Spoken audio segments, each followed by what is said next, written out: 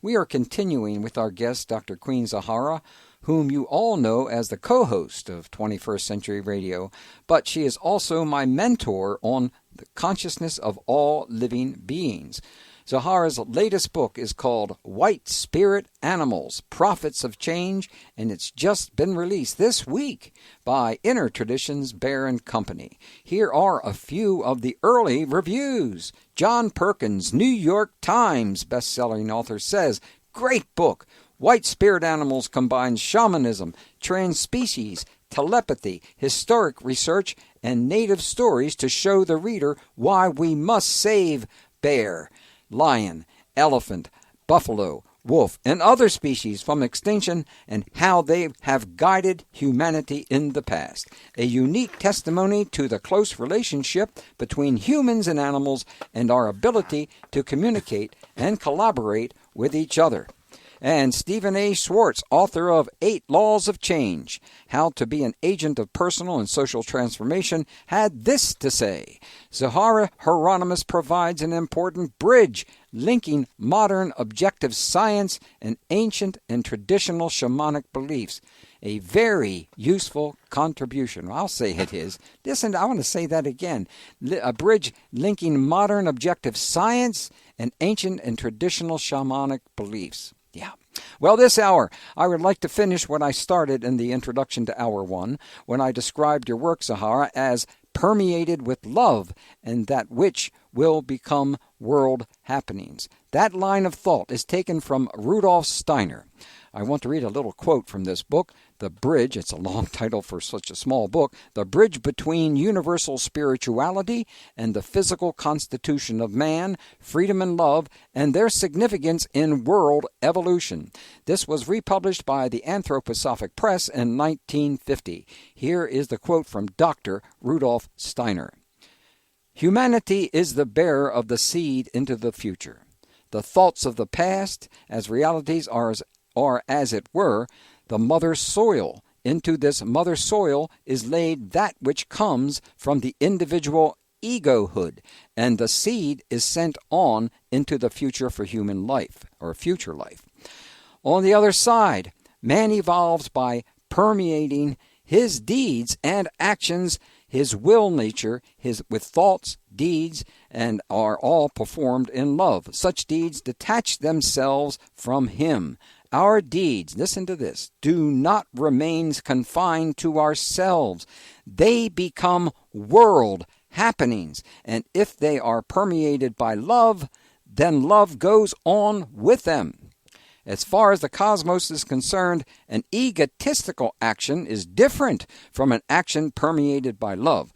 When out of semblance, through fructification by the will, we unfold that which proceeds from our innermost being, then what streams forth into the world from our head encounters our thought-permeated deeds.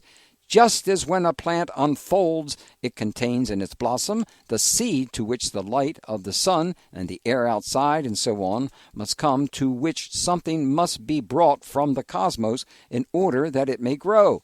So what is unfolded through freedom must find an element in which to grow, through the love that lives in our deeds." And I want to emphasize that, deeds.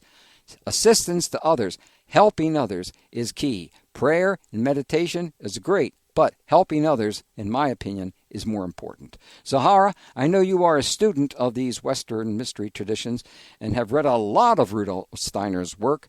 Before we return to your book, can you share your reflections on this passage of his that talks about how love becomes world happenings?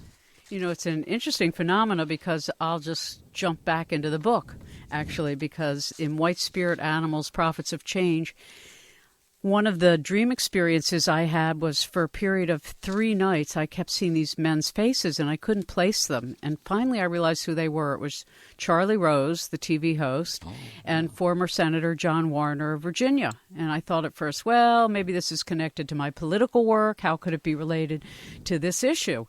And what you're just talking about is what Elephant taught me. Because what happened was, when John Warner went to his alma mater, they were having a mock political convention, and there was an elephant named Jewel there. And I tell a long story in the book about the Jewel elephant, who was a Barnum and Bailey circus elephant, I believe.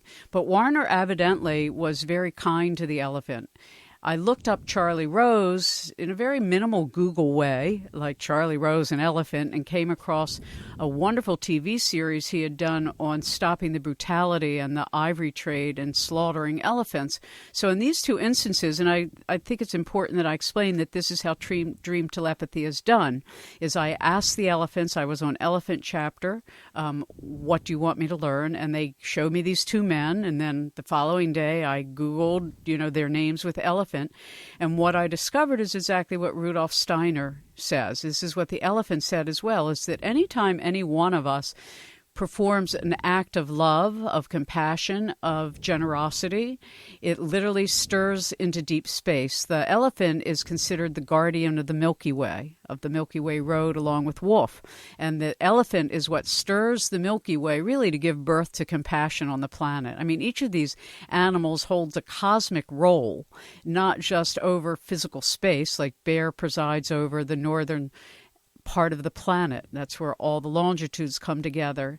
Bear, Ursa Major, Ursa Minor, the great bear in the sky, presides over the pole star. So you've got bear some great, I'm sorry, but I got to say right. this. You've got some great photographs of bears and the constellation bears. I mean, I've studied a lot of bear constellations. You picked out some great ones.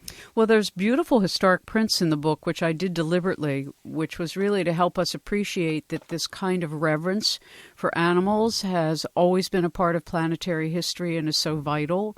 We're talking about revering kin that have very similar needs to our own. I think Dr. Gay Bradshaw, who founded Transspecies Psychology, has done such a beautiful job in demonstrating for the academic community that we have to stop this nonsense of thinking you can make an animal suffer with some sort of experiment, or separating them from their mothers, or taking them out of their natural habitats and thinking it has no consequences, or that they don't have the same kind of experience of pain and family and pleasure and memory that we do, because they do.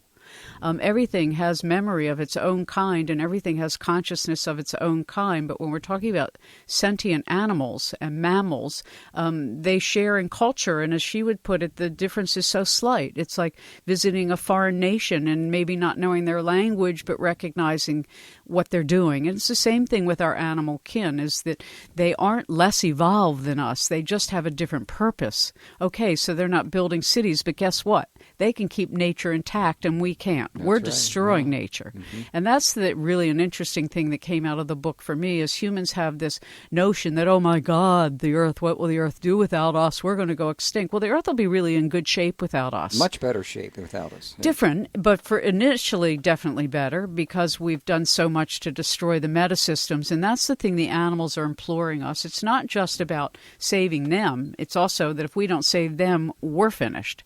And if we don't save them, the ecosystem will collapse much more quickly. And so what Rudolf Steiner and what the elephant is telling us is that our good acts of love towards anybody and anything is extremely important. It's kind of like the weave and the warp of spirit. And love is really what keeps everything contiguous and in harmony. And that doesn't mean you have to have feelings, emotional, romantic love. We're talking about empathy and having an association with everything as having value. And that's the problem with humanity, as we have assumed this kind of species entitlement that we're entitled to abuse, we're entitled to take what we want, we're entitled to make other things and other people suffer. And that's just not the truth. Our role, as lion will teach us, is guardian. As bear will teach us, it's healer. As wolf will teach us, it's to be guardians of life and death, of the newborn and the dying. And so each of these great mammals have taught humanity over the centuries, like buffalo. Buffalo teaches us in such a superior way what it is to give of our life, what it is to be part of a community, what it is to be stewards of the land wherever we are. So each of these great mammals teaches us ecosystem principles, agricultural processes, and spiritual values. Well, in the Ageless Wisdom teachings, it's just taught that love is the cohesive force of the universe, not just here on this planet. or in this city or this state, but love is the cohesive force of the universe. Now, the bear, lion, elephant, wolf, and buffalo are all sacred to different indigenous peoples worldwide. Can you share some of the things they all seem to have in common, whether Buddhist, Hindu, Zulu, or Cherokee traditions, to name some of those profiled in your book? Well, I think as I mentioned at the start of our discussion, they are all apex guardians of ecosystems. And the elders who have revered them have always understood this. So they would go out of their way, for instance, when they hunted buffalo because that's how they survived. They wouldn't go after the master or leader of the herd. They wouldn't deliberately try to take the most beautiful, as hunters do today. Hunters will often kill the matriarchs of a herd and the patriarchs of a herd, thereby causing great disintegration to the entire herd life. You know, when we have this notion that you can kill an animal in front of its herd mates and that they don't have psychological distress from it, Gay Bradshaw's beautiful work in Elephants on the Edge shows us, in fact, they do. They suffer the same kind of post-traumatic stress that humans do.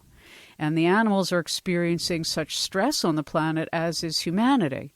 You know, when you consider how many of us and how many of them are now displaced from our homes as a result of earth changes, poverty, war, appropriation of habitat, it's frightening, truthfully, when we become more conscious of how teetering on the edge everything is. So the elders in each of these traditions reveres these animals as being their teachers. Not just as, oh, aren't they nice animals to have around because we need to eat them or we need to keep them around because they're part of our tradition. No, they are literally teachers. The other thing is most of them are represented in the star systems. So it shows us that they have a purpose cosmologically, and we don't have time tonight, but it's in the book, to discover what each one of them teaches, and I touched on it a little bit. But in telepathic dreaming with these animals, for instance, Wolf wanted me to learn, and I tell it in great detail, which I really encourage you to read, that they made it certain in the beginning that I understood that, you know, they have relatives and friendship with Coyote, but not with fox. They were really insistent that I understood they have a relationship that's different with Coyote than they do with fox. And then what I would do, as an example of how you use dream telepathy, like I shared with Charlie Rose and who was the other guy, Senator John Warner, who I dreamt about and then found out they'd done these great elephant acts of kindness, is that the wolf wanted me to understand that they were also responsible for guarding the dead. And it's a very long story that I tell, and I'm not going to give away the end because it's really one of these thrill-seeking stories in the book about the relationship between Wolf and Anubis, the Egyptian guardian of the dead. What a discovery. What a discovery. Yeah, we don't want to give it away, though. Okay, well, we won't do that. Hey, by the way, we're coming upon another break here on 21st Century Radio. Of course, Dr. Queen Zohara is our guest. The book is White Spirit Animals, Prophets of Change, Inner Traditions, Bear and Company. As we note, you can pre-order it, Amazon.com or InnerTraditions.com. And when we return, we're going to give away a copy of this extraordinary publication.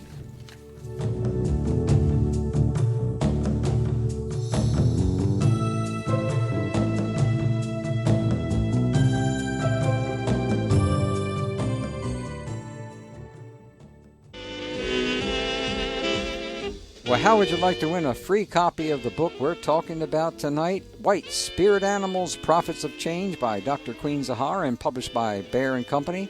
Well, if you know the answer to this hour's trivia question, you will win all that, or will you win that copy of that book? And the question is this: do you know who was my final two guests on 21st Century Radio the last time I hosted 21st Century Radio? Who were my final two guests on the last time I hosted 21st Century Radio? And if you're the first to call, and if you're qualified, then you will be our winner. But you got to qualify, and here's how to do that.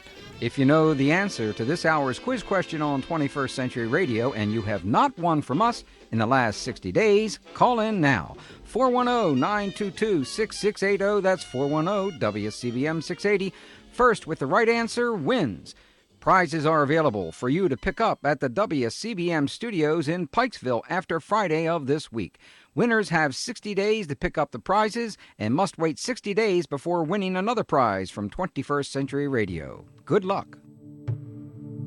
Hello, this is Cynthia Hart. I'm the caretaker of the White Buffaloes. Our website is www.whitebisonassociation.com. You are listening to 21st Century Radio with Dr. Zohara Hieronimus. And I thank you for having us on this show. It was fantastic and a wonderful time. Welcome back to 21st Century Radio with our guest, Dr. Queen Zohara. And of course, we're talking about the book White Spirit Animals, Prophets of Change. You also profile various animal champions and the efforts to save each of these endangered species. What did you learn from the people you profile in White Spirit Animals, Prophets of Change? Well, we've heard from some of them in little drops tonight. Gabe Bradshaw, Charlie Russell. You just heard from Cynthia Hart, Tamarack Song, Carol Buckley. What one discovers is the kind of not only compassion but endurance that any animal lover, preserver, protector, guardian exhibits in their life. And we're not talking about easy lives. Like Cynthia Hart's experience with the White Buffalo Association, which I tell in great detail in the chapter on buffalo, takes her over a period of 16 years of first her father giving her a prophecy that she would become a buffalo protector, then having a meditation and hearing a voice telling she and her boyfriend to go a certain place to see the white buffalo, which they did. And it's a very long story about how she listened to the buffalo and she took them wherever it was they wanted to go. And this is what you find in all of these animal champions, is that they're all telepaths. They all, because of their love and compassion for the animals that they protect and guard and serve, have come into conscious rapport with them.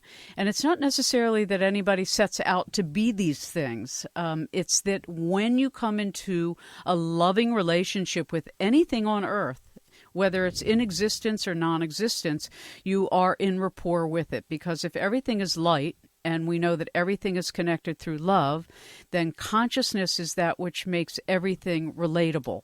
So each of these people, Gay Bradshaw's the woman who really founded transspecies psychology and has moved the needle in science away from anybody being able to justify animal torture, animal experimentation, or a two-tiered system of analysis, that their brains somehow are different and that they don't experience the kinds of pleasure and sorrow that we do, but they do, like we know from elephants for a fact, and bears. When you watch these animals grieve and the distress that's caused to them through the hardships humans have caused them, it's extraordinarily heartbreaking.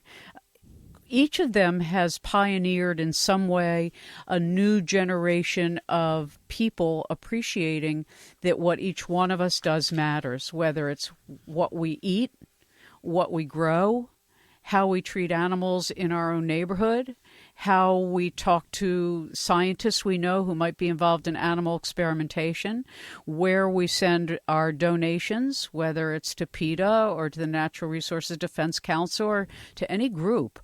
They show us that it's by a community of people, each doing their own work, whatever that is. For some of you, it might mean feeding the birds. For somebody else, it might be taking the vines out of the trees. For somebody else, it might be volunteering at a dog sanctuary. For somebody else, it might be sending a check. For somebody else, it might be praying. Or for those of you who want to practice dream telepathy, do you mind if I take a minute to go over this? Oh, please do. I know our listeners would love to know that. I don't talk about it actually a lot in the book, and I haven't talked about it much tonight, but I think it's really important to appreciate that all of us are in a position to be telepaths. We're all designed to be telepathic, and all of us experience it at certain times in our lives. Sometimes we might think of it as premonition, where we think of something that's going to happen and then it does. We get a sense of it. Or the phone rings and we just know that it's Aunt Doris, or whatever it is that happens in our lives from day to day. Or you get a hunch about the lottery number and then that's the number that hits. These are all related skills, and they all are happening because you're paying attention to something that you've really put your focus on. So animal telepathy, I'd really like to encourage everybody in the audience to practice it. If you have a domestic animal that you love or that is deceased or sitting right there with you now in your lap, when you go to sleep at night, ask a particular question. And if you have an animal who's sick, and this is how the Greeks used to dream their own healing, was through dream telepathy or dream incubation. And they could come into rapport with elders who had passed on. But ask a question. As dowsers will tell us, the more specific the question, the more specific the answer. So if you have an animal that's sick, you can ask that animal before you go to sleep at night, please show me what I can do to help you. You don't have to know what's wrong. It's because I'm not a medical diagnostician and I'm not a medical animal healer, though a lot of people call me with their medical problems. What I do is just ask the animal, what can we do for them? And they show us. They might say, I'm ready to go. They might say, no, I want you to, finish moving before you put me to sleep. Or they might say, no, my water bowl is just too dirty. Or where I'm sleeping outside has, maggots or parasites or whatever it is. The animals will tell you. The trick to it is not to analyze what they tell you, but to just appreciate it. And I'll give you a very quick story. Somebody came to me about a dog they had rescued, and that since they had moved, it was very, very anxious, never settling down, causing a great deal of stress among all the animal companions in the household, a cat, a rabbit, a tortoise, etc. And the dog showed me very quickly that it had had an orange mat at one point in its life. And I said to the owner, well, you've packed away its orange blanket. It was like a blanket. And they looked at me and they go, I can't believe you said that. I said, well, I didn't think of it. Your dog just told me it wants its orange blanket. So they went into a box they had put in storage that had been hidden away for 2 years, brought out the orange blanket. I said, put it at the end of your bed. The dog needs to know where its home is, where its center is, that it's still needed. And within 24 hours, they had a different experience among the pack. So, these things are very minor in the same way with a human being. Sometimes it's as simple as opening the window at night or drinking more tea or whatever it is. The animals will tell you. And if you find yourself ever in a situation where you don't trust yourself, let me encourage you to trust yourself. Don't analyze the answer you're getting. Or a tree can be sick and you can say, what does the tree need? The tree might just need to be loved. Everything in life responds to love. And that's why we know prayer is so effective. Prayer is one of our great tools as speaking humans, and I write about that at the end of the book, because we're in a time period of such drastic change, and it will just get precipitously worse over the coming decades. All of us need to really cultivate our intuition, our telepathic abilities, our empathy, our prayer. All of these non-local psi skills are those tools that will allow us to communicate when there's no telephones, that will allow us to communicate when the satellites go down, will allow us to know what to do for each other, even if we're far away from our loved ones. The more we practice now, the easier it will be in times of emergency. Great advice. Great advice. Whoa, you emphasize the qualities we learn from these animals throughout the book. Can you give us a few highlights for each of these great apex mammals? I can, and it was such a beautiful journey with them each. They've all changed my life so profoundly in ways no humans ever have. Well, bear, as I mentioned at one point, is really the earth healer. And when we think about a bear hibernating, the bear has given us all kinds of secrets that our scientists are trying to tap into, which is why don't they lose muscle mass when they hibernate for 6 months? Or why is it that a mother bear can nurse even though she's eaten nothing and it doesn't suffer her body?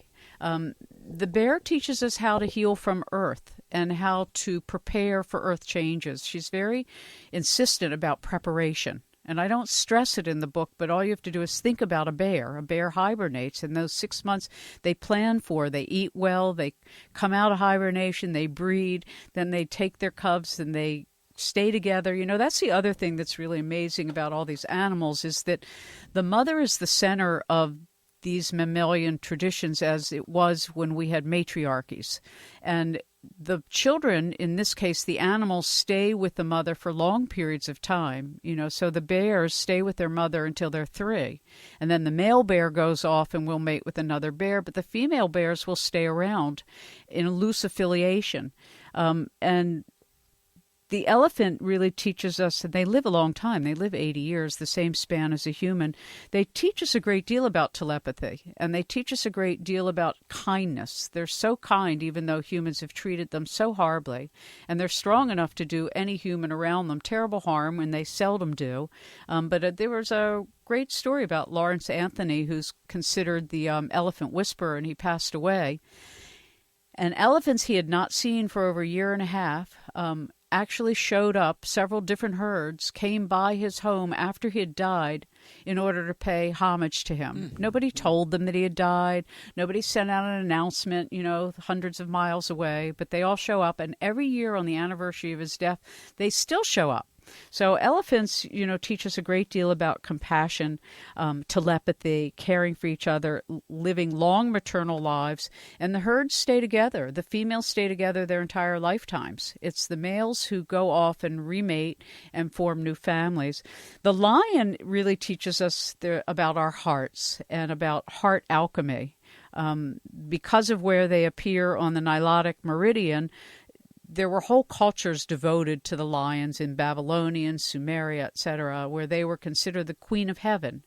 So the lion really teaches us what it is to guard the earth, and that's our noble-hearted purpose. The wolf, as our spirit guardian, is really our companion. The wolf is closest to human than any other mammal, and always has been. Our dogs are mostly wolf. It's interesting, though, that wolf and bear are 97% the same genetically. Yeah, and they diverged a few million years ago, but we have a mountain Pyrenees that actually looks like a bear. I call him Bear for fun, but it's interesting how close they are. But wolf is really a spirit guardian and teaches us that life is a continuum, that it's not life and death, that it's not we're here and then we're not here and we're gone. We're always here. And they show us that we're always present. And that's the beauty of all these animals, is that shamans work with them to use the skills that these animals naturally have, and it confers on the shaman or the animal telepath those same talents. So if you want to be a healer, bear would be a good animal to come into rapport with. If you want to fly and look over a terrain to see what needs to be done, you befriend birds of some sort. And then the buffalo, I don't want to forget to say, because buffalo are very dear to me and are my spirit guardians. And there's 6 of them that came to me years before I did this work and really showed me what's possible in the invisible spectrum. But they're really our earth stewards and our earth teachers, and they show us what it is to sacrifice for the good and the welfare of the whole. So I'm really glad that President Obama signed into law that the bison is now our national mammal, because to me the buffalo rising is the most wonderful sign that we are awakening to our purpose as earth guardians. The buffalo are the most sacred mammal to the northern continent, and reviving their herds. There used to be 60 million some buffalo that roamed our earth and kept the earth vibrant and kept our land from turning to desert. But more so, they invigorate spirit. So I close all my letters now and I sign everything Buffalo Rising. And what I mean by that is that the awareness in us is rising, that animals are our kin, brother and sister, that all of the elder traditions speak to them in this fashion. And any elder stories that I've included in the book or that you read on your own, you will see that these are mammals that are co-creators with humans, and they are not less than us. They are our collaborators, and that's what needs to be driven home. They're not there to be exploited, abused, and eaten as table food or table product. They're literally our teachers, and they're here to help us preserve what we can of Earth until the Earth can be restored properly. Well, thank you for that, and we're going to come upon our final break here on 21st Century Radio with our guest, Dr. Queen Zohara. White Spirit Animals, Prophets of Change, Inner Traditions Bear and Company. And you can visit whitespiritanimals.com or zoharaonline.com. You can buy a copy. I bet you they got them in the stores now, Amazon and Inner Traditions and Barnes & Noble at the same time. We'll be back in just a few minutes.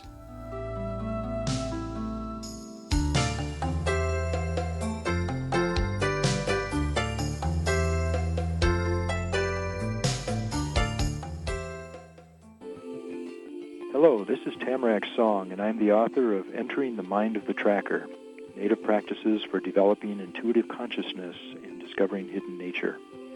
You can learn more about me and my work at www.tamaracksong.org. You are listening to 21st Century Radio with Dr. Zohara Hieronimus. Welcome back to 21st Century Radio. By the way, that was, as you know, Tamarack Song. You know what he said about this book? He said, in these times of turmoil, it is critically important that we listen to the phantom shaman animals who have stepped forward to guide us. Zohara Hieronimus knows where to find them, and she knows their language. With white spirit animals, she has given us an invaluable portal into their world. I implore you to go there. Thank you. Can I add something to that? No, you can't. No, go right ahead. Because, you know, I mentioned that this book fulfills two childhood dreams of mine, and Thomas More once said to me in an interview, the soul is always circling home. So I want to firstly thank Inner Traditions, Bear and Company, for giving me the opportunity not only to fulfill a childhood dream of mine, but to have done something in a way that very few publishing companies will permit an author to do, which is use telepathy or some other form of psi skills. And they've been such supporters of so many wonderful people around the world that I really want to thank Ehud Sperling, who was the founder, and all of his staff for making it possible for so many of us who have sort of lived a little differently than perhaps the status quo, but have something to contribute. And it was important. One of the things that I wanted to say about that, though, is that, you know, when we're young, some of us have dreams of what we want to be, and we always meet people who go, oh, yeah, I knew by 7 I'd be a doctor, and they went straight on that path. Well, I always loved animals and wanted to talk to animals, but I thought probably like most people until I got much older and did practicing all these non-local consciousness arts, radionics, dowsing, healing at a distance, prayer at a distance, etc. I thought I would learn how to interpret a bird's call, or I'd learn how to interpret a cat's various meows, or like I was studying a foreign language. That's how I imagined it as a child, that one day I'd understand their languages as if they were foreign language. What I didn't know then is that everything talks in the same language, which is it speaks through images. And the receiver will receive it in whatever language it is they need in order to interpret what it is they're receiving. We're all receivers and senders. We're biocapacitors. So as light beings, we're receiving signals, which are light signals of a certain frequency, and then our biocapacitor, our non-local consciousness, has the ability to translate those signals into shape and form and meaning. So symbols, which you are certainly expert in, and why Egyptians and other cultures used forms and symbols to communicate, because they tell whole stories through which the universe is connected. And these animals communicate sometimes through images, sometimes in language, but it really depends on the receiver. So some of you may get an image from your animal.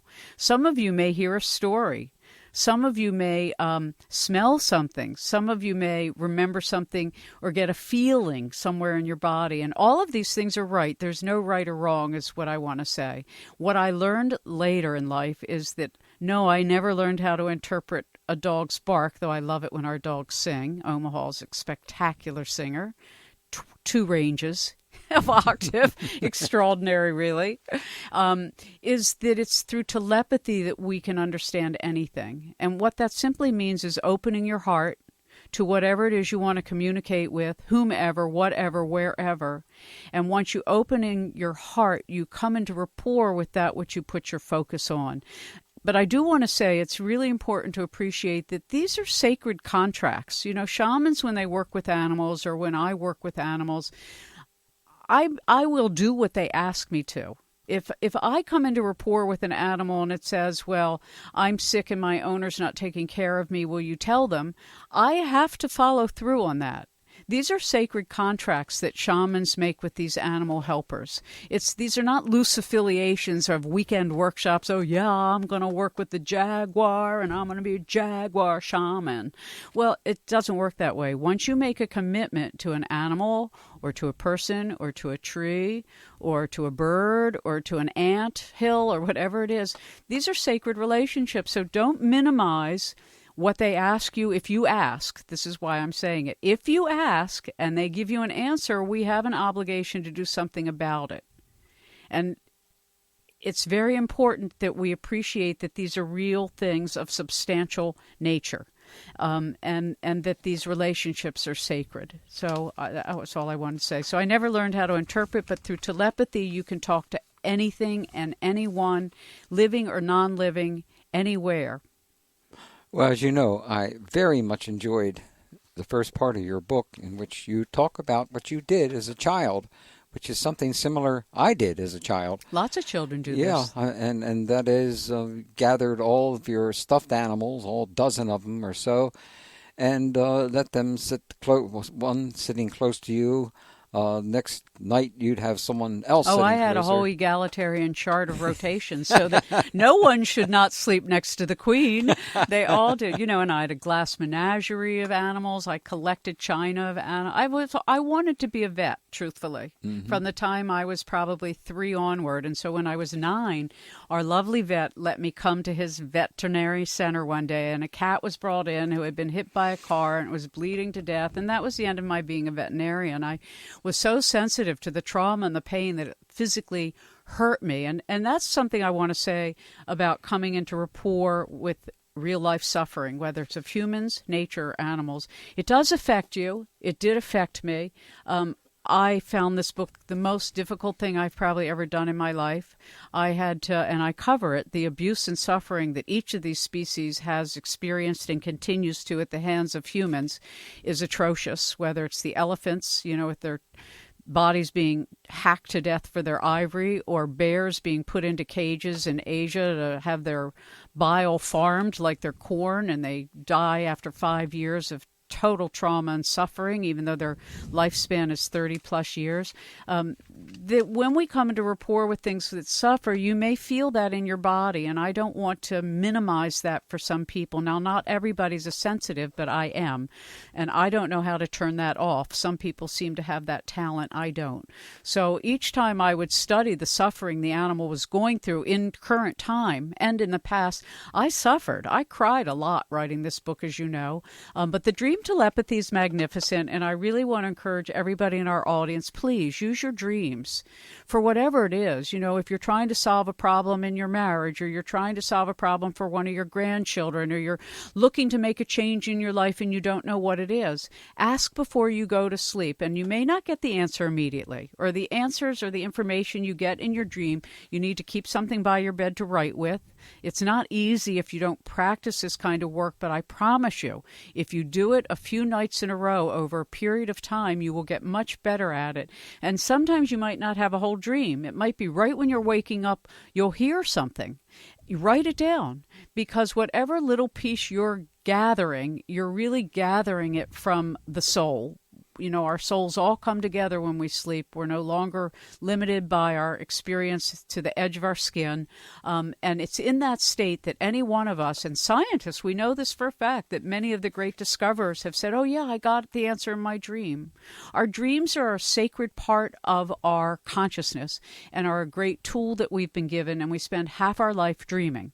So make use of your dreams, and you can even incubate good dreams. You can say, I want to dream what my future is going to look like, or I want to dream a better future for the earth. What should I do? Whatever it is, just ask very clear questions and then just keep notes. And over a period of time, you will really be able to interpret it to some degree. Like one dream I had and I tell this story of what the wolf finally tells us. It gave me a dream about preservation and restoration and conservation. And I understood a few days later what they were telling me was CPR. The earth needs CPR. Conservation, preservation, and restoration. So they may speak to you in signs and symbols, but keep track of it, because over time, as you see demonstrated in my book, White Spirit Animals, Prophets of Change, I relied on the dreams. And then what I would do would be to go do the rational research afterwards. I'd take what they told me, and then I'd go look it up, and they were always right, whether it was science or philosophy. Well, even though you cover the various animals' difficulties with the way we've been torturing them, there are sections like within your book on elephants and their family. You introduced me to their families, how their families work, and how they move, and how they stick together, and the love that is shared with them. So there's a lot of positive parts, and of course you do that with the bison and the wolf, etc. But I was especially impressed by the way the elephants that could step on us and squash us would rather much really want to love us and care for us, and yet we treat them so badly. Horribly. Terribly. And but the good news, I really think the elephant is our Buddhist way shower, and it's fascinating when you read in the book, actually their real connection to the Buddha himself. Mm-hmm. Well, how did writing this book affect you? I know you touched on it. It changed my life tremendously. I tell a story about animals screaming in my head. If you may recall, in 2011, when I decided I wanted to broaden my work outside of the domestic animals to wild animals, and at first I thought I'd go to the zoo, but I decided it'd be way too full of suffering, and that's not a natural place for an animal to be. As Wolf said, we'd never put anything in a cage. It changed my appreciation for what shamans do worldwide. It changed my appreciation for animal telepaths worldwide, and the fact that all of us have this ability.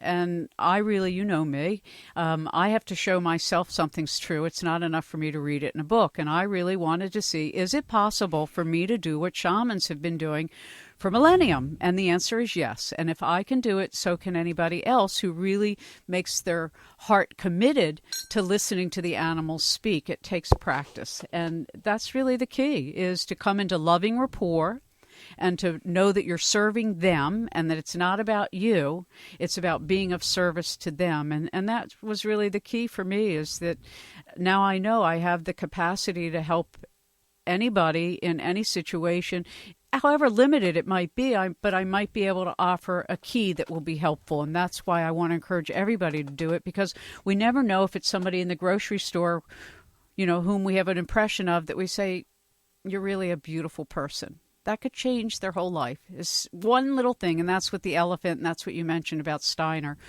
An act of love is a great, colossal reality.